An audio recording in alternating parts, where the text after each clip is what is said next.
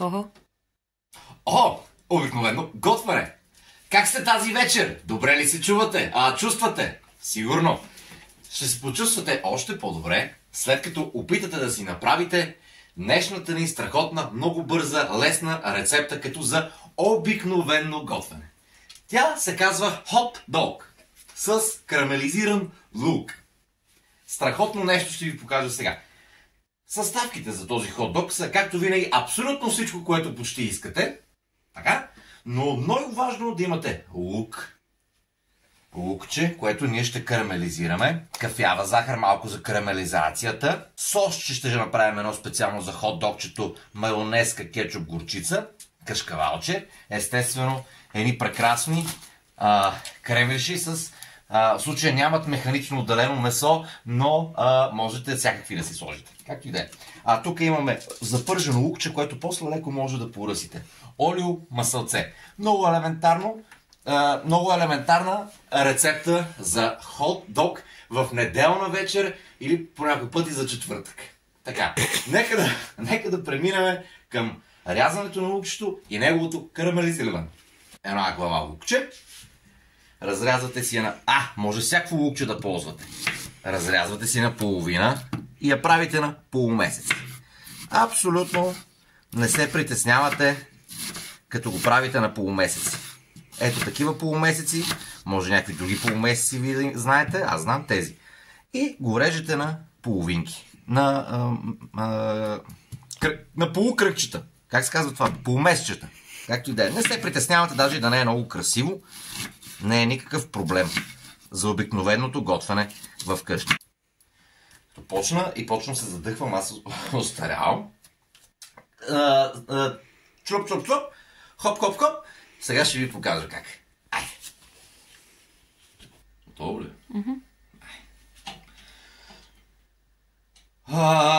Взимате си масълцето в едно такова тиганче. Колкото е по-незагоряващо тиганче, толкова по-красиво ще стане.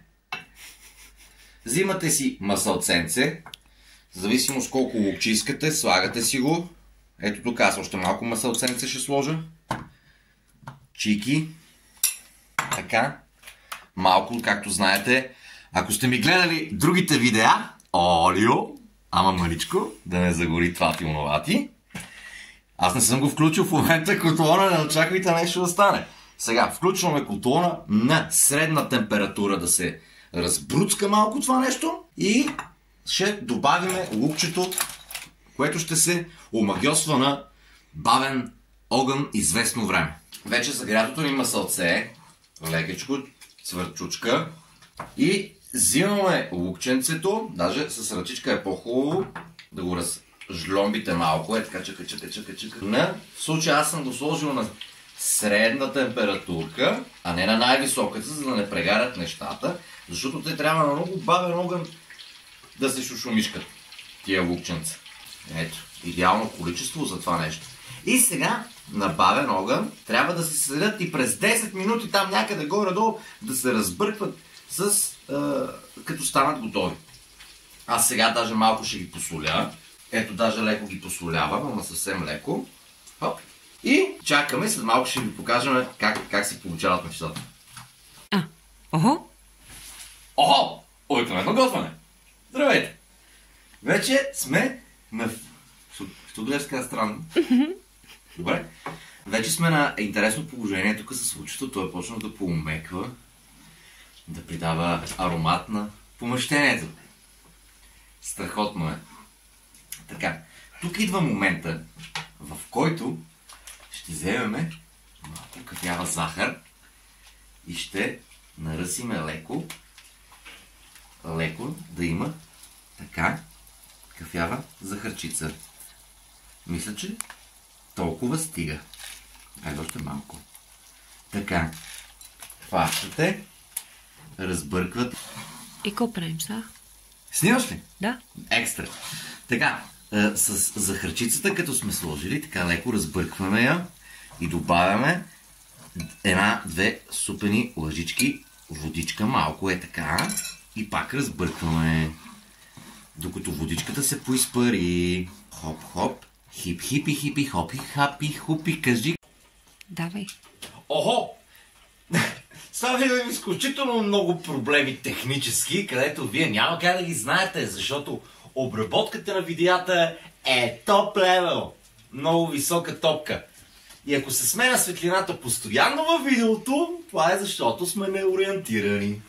Така. Много бързо трябва да направим сега нещата, защото времето тече. Така. Имаме бън за хот-дог. Разрязваме го. Леко бънчето. Штрак. Страхотно бънче.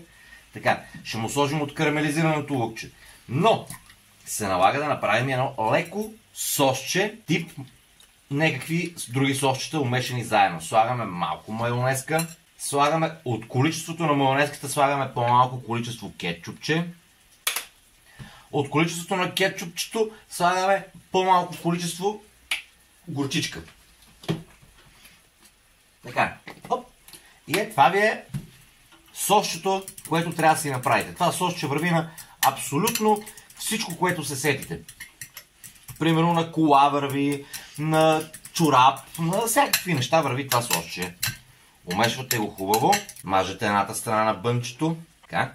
От другата страна, първо сега ще сложим тук такова. Взимате кремвиршчето, прекрасно, хоп, ето така се слага. От тази страна слагаме карамелизираното лукче. Мале мирише страхотно. Още малко карамелизирано лукче. Страхотно. Сега, от другата страна слагаме кисела краставичка. Една кисела, две кисели. Толкова. Това е. Толкова. Сега, взимате кашкавалче, което сте умърляли с... и продължавате да мърляте с сосчето. Настръгвате... Няма да го стържаме тук. Взимаме тавичка. Слагаме го в тавичката. Мърдаме това. Отгоре настръгваме кашкавалче. Толкова стига ли? Още малко. Едно кашкавале за кученце. Как го взима?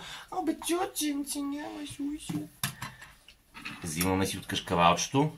Разпределяме го върху хот-догчето. Може и повече, може и по-малко. Както ви душа иска.